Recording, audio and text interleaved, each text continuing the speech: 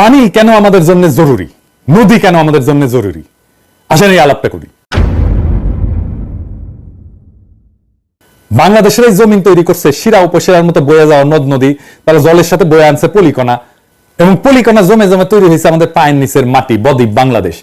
এই দেশের বিশাল সবুজে যে প্রকৃতি এবং প্রাণের সমারোহ, সেই সমস্ত আয়োজন নিশ্চিত হয় পানির বিপুল প্রবাহে। পানি এবং প্রাণের এক অবিচ্ছেদ্য মানিক জোড়।